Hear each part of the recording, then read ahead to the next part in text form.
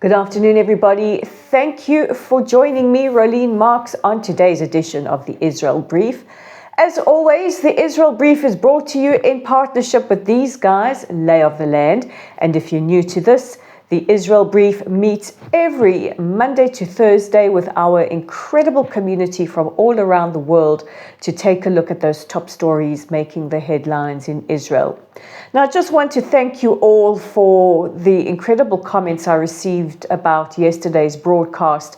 I know that it wasn't easy and many people were shocked, but the reason I did it is because there has been so much silence and denial around the crimes of humanity that were the 7th of October and the subsequent kidnapping of our hostages, of which 76 still remain captive. Today is day 494, and we saw with our own eyes how emaciated Eli, Or, and Ohad looked on Saturday when they were released by the Hamas terrorists. It is so important that we speak for them, because we have now heard the conditions that hostages are being held. And as the wonderful Aviva Siegel says, we cannot just speak, we have to scream for them. We have to scream for them. So let's take a look at those top stories, and we begin with an ultimatum that President Trump has given to Hamas, saying, release all of the hostages by 12 o'clock on Saturday, or all hell will break loose. Now, the president's comments follow a statement by Hamas that they would be suspending indefinitely the hostage releases. They have accused Israel of violating the ceasefire. Most specifically, they say Israel has not been sending in enough humanitarian aid. Now, the United Nations has debunked that, saying that more aid has gone into the Gaza Strip since the ceasefire, that aid continues to go into the Gaza Strip since the ceasefire. Hamas have said that they pay no attention basically to threats by President Trump, and his threats don't mean anything to them.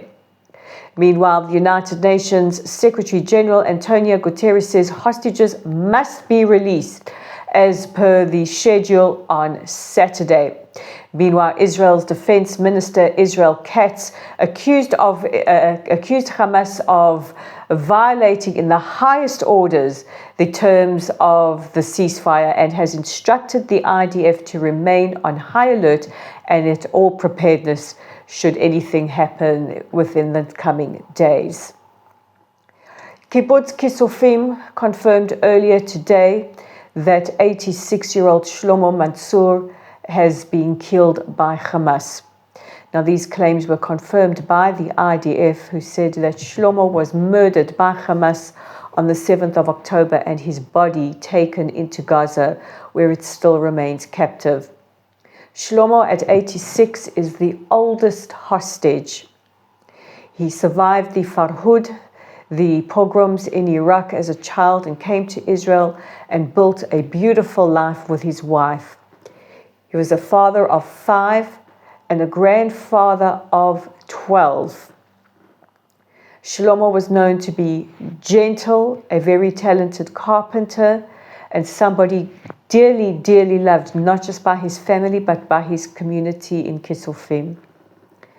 May the memory of Shlomo Mansour be eternally blessed. Hashem Yankum Damo. Families of several of the hostages have received signs of life. The family of Elia Cohen were told by the hostages released over the weekend that he is still alive, but in dire conditions. He has been tied up in chains, tortured and starved. The families of 26-year-old twins Ziv and Gali Berman, who were taken from Kfar Aza, have also confirmed receiving signs of life. And the mother of Alon Ohel, who turned 24 years old yesterday, said that she also received news from the former hostages that Alon was still alive, but although chained and starved in the dungeons of Gaza.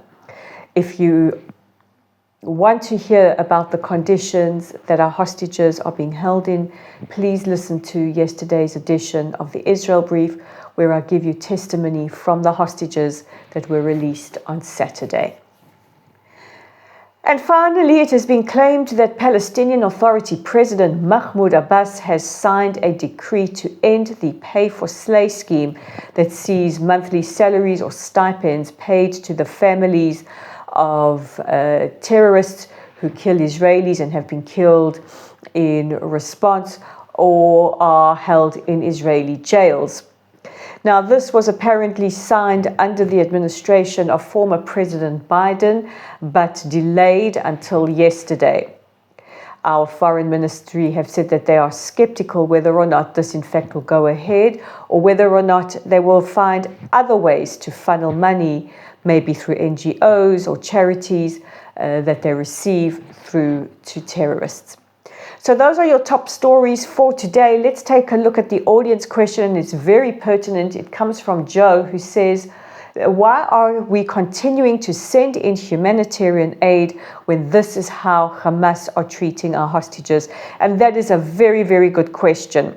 Now, according to the terms of the ceasefire, Israel is bound to let in humanitarian aid. That is a promise that Israel has said we intend to keep.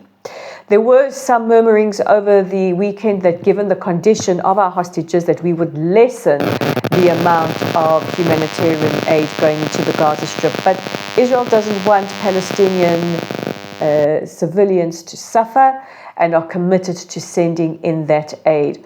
What happens to the aid once it enters the Gaza Strip? That is a whole other story. Now, throughout the war, Israel has ensured that humanitarian aid continues to go into the Gaza Strip.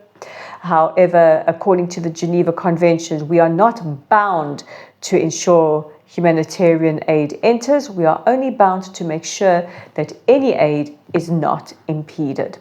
So that's it from me for today, guys. Don't forget, if you have a question, please pop it in the comment section below, or be in touch with us via our website or via our Facebook/Meta page. And Thursday, I bring you the mensch and the moron of the week. So put those thinking caps on and get those recommendations through to me.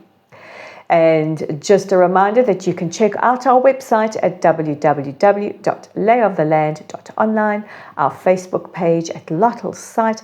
Our YouTube channel is right here at the Israel Brief. If you like us, please click on that red subscribe button. We are on X at layoftheland5, on Instagram at Rolene_Marks, and on LinkedIn at Rolene Marks. So guys, God bless you all. Have a wonderful day, and I will see you again tomorrow. Bye for now.